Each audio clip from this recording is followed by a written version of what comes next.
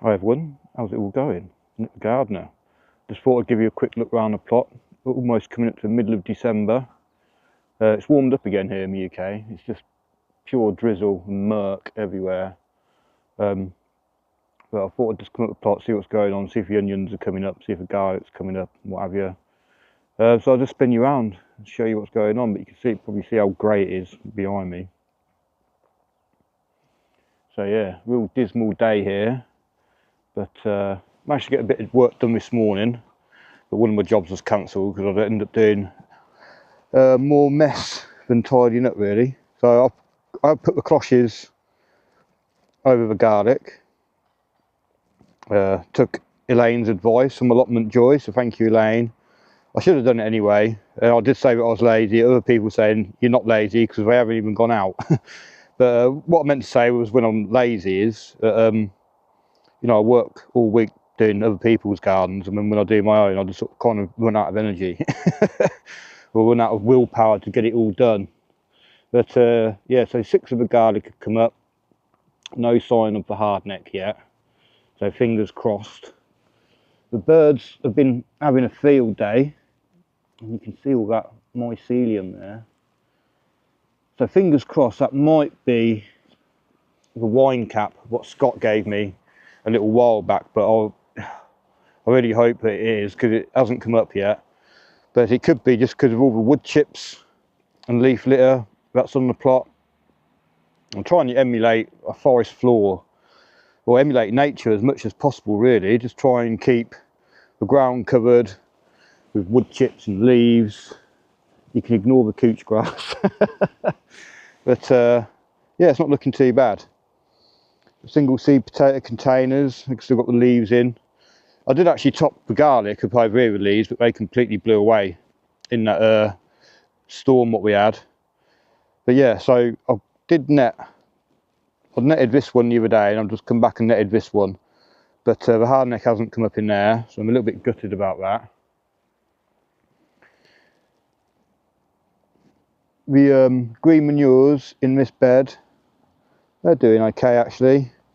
The broad beans have started to come up, and they're doing quite well. One or two's been slightly damaged by the weather. I've just noticed a little hole there from the voles. Yeah, so although I'm no dig, this is the only bed I'm going to dig the green manure in. The reason why I'm digging it is because it's got all the tunnels underneath, but also apparently the rye is really difficult to terminate if you're just going to cover it. It's best to dig rye in and turn it over. I've only had one experience with rye. When I first took my plot on, the previous occupant had put some winter tares down and the rye and everything, and I did actually dig it in because I wasn't no dig then either at the start. And when I came to planting it, it looked like someone had just buried a load of compost under there, so it was really, really good.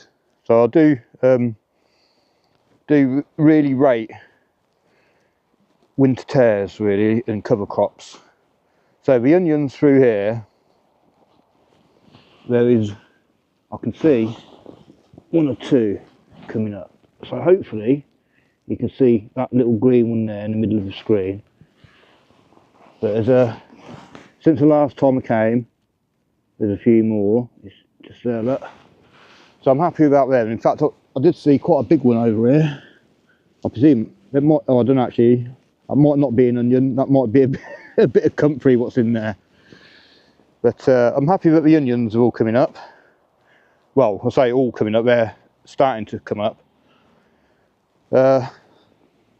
Just along the edge here, I presume it's a blackbird trying to look for worms and that, but it's all good. All goes towards the soil food web. So if a bird's eating my worms, hopefully he's pooping out on the beds and stuff. The phycelia in here, as you can see, in places definitely been taken down by the weather. And got a few broad beans around the edge here. So yeah, not got as much going on this winter as what I'd normally have going on. But I aim to get myself sorted next year. I'm going to do my garden in January. In fact, just seen another hole just there, look. Yeah, I'm going to do my back garden in January, put all sleepers down, redo the decking and everything, so I hope to film that. Hopefully it goes according to plan, and hopefully the weather will help me out. Yeah, so I've got some more green manures through here, bit of a mixture of the phycelia and some broad beans, and I will be keeping some broad beans in till crop, but to get the maximum from the nitrogen fixing nodules on the roots, you have to cut them down before they start to flower. And I will be just leaving the roots in as well to decompose down into the soil. So the nasturtiums, I did finally tidy them up actually, because I was trying to, well, I was waiting to film, but the guys were chipping, but I think they're actually gone now. So I've cut down the peony in here, and if it doesn't flower this next year, I don't know what's wrong with it. I've had it for about 4 or 5 years. Probably wasn't in the best position. It wasn't too deep or anything like that. So I'm not too sure. I'm going to give it 1 more year, and if it doesn't flower, I'm just going to get rid of it. Because it's been there now for 2 years in full sun. It's been in my back garden, which was slightly shaded for a couple of years. But I thought putting it up here where it's in full sun, it would get a lot bigger and actually flower. It does get little flower buds on it, but they don't seem to do anything. They just seem to shrivel up. So yeah, got some broad beans along here, and this bed's just been topped up with compost, and has got 2 really manky looking broccolis in, which I'm just giving to the pigeons really. There's one little floret in there actually, but they've missed. But yeah, I'm just going to leave that for the pigeons. We have a broccoli in here. I don't think I'm going to get a crop from it, but it's just covering the soil, keeping the ground busy, all the microbes and all the bacteria in the soil busy. There's another little hole in there. But most of the holes I went around and filled up with bits of compost and stuff, but the ones in the nets I didn't bother. But I will get round to doing that. So yeah, I'd just like to thank Peggy from Peggy's Gardening What You've Got. Peggy Helbing Garden What You've Got, sorry. She's given me a shout out in the last video, and I've got a few extra subscribers. So thank you, Peggy, for that, and thank you to the new subscribers coming over to support me. I think I'm 8 away from 1,000 now, so shouldn't be too long before I get there. The compost, what I did last time when I was here, I did actually go around and cut a bit of grass, because just around the edges in the pathways, it's quite long around some people's plots. So I cut it, not too short, but I got 3 bucket loads of grass, and I just mixed it with a bit of the leaves from this compost bin. Just because the temperature was starting to decrease a little bit, and obviously the pile was starting to shrink down. So yeah, hopefully, I mean, the thermometers were down here, and they were a little bit cooler. So I've just put them up there nearer to where the grass clippings were. And probably see just a few of them hanging out the side there. But yeah, just trying to keep the warmth in there. It's still quite mild at this time of year, considering it should be like cold really. So like the leaf mould here, that can be quite cold. I'm not worried about that getting hot. But yeah, things are going well on the allotment really. Leaf mould's doing well. I had a little look in here a minute ago, and oh, there's a worm just hanging, just fell. But yeah, that's looking pretty good stuff. And it's not 100% done yet. There's still some big leaves in there, but as you can see, got a few little red wrigglers in there, which will get to work on that. And yeah, hopefully by the spring that'll be ready to mix in with worm castings and homemade compost. I'm going to get worm Tropolis reloaded in sort of March, I reckon.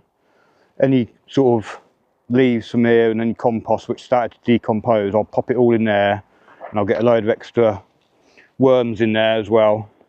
If you've got any fertilizer barrels, you want to make sure that they're, you know, a third empty, because if it freezes, if they're full or near full, when it freezes, water expands and you'll crack your water barrel. So mine's about half full at the moment, so I'm not worried about that.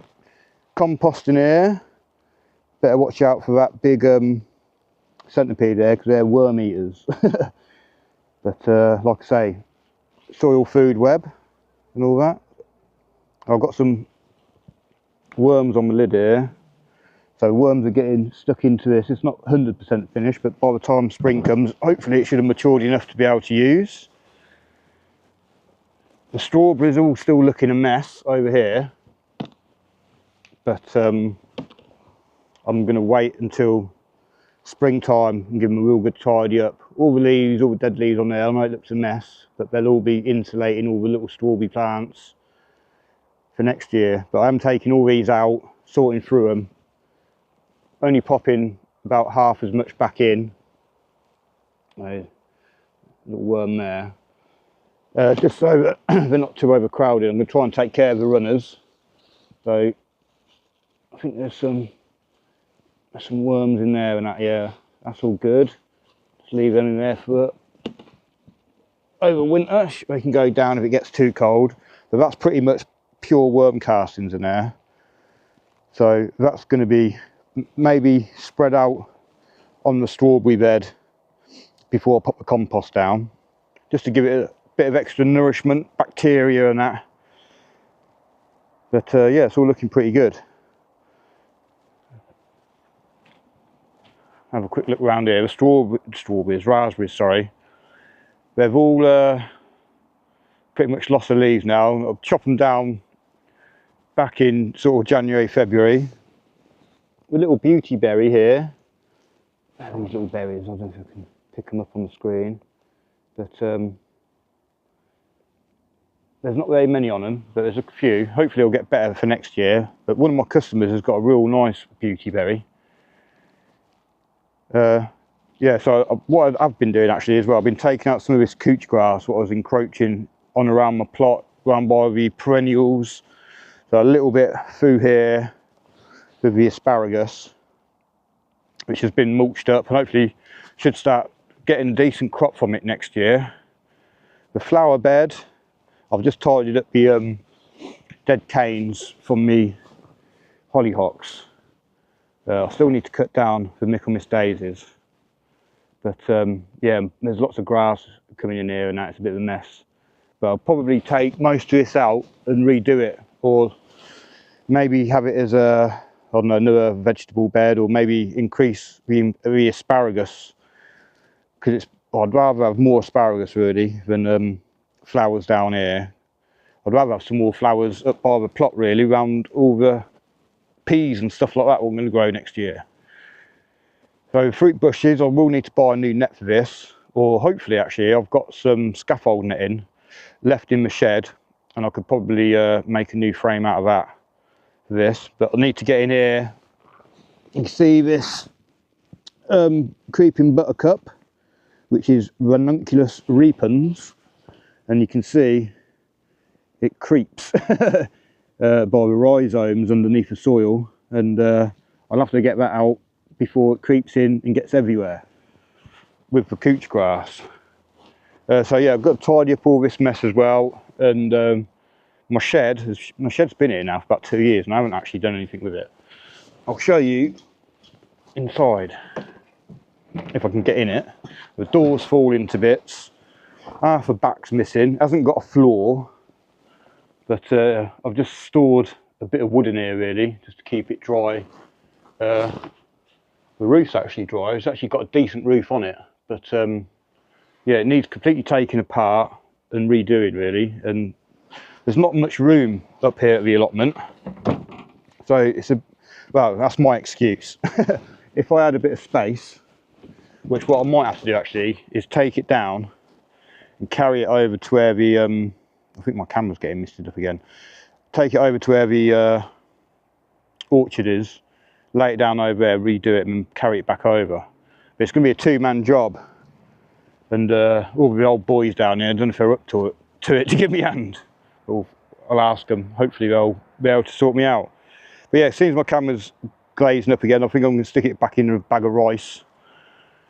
And thank you for that again. Thanks to all my subscribers, you're all legends. Thanks for sticking with me, and hopefully next year will be a bit of a better year for me and for everyone. But yeah, if you got this far, thank you very much, and have a good weekend. Bye bye.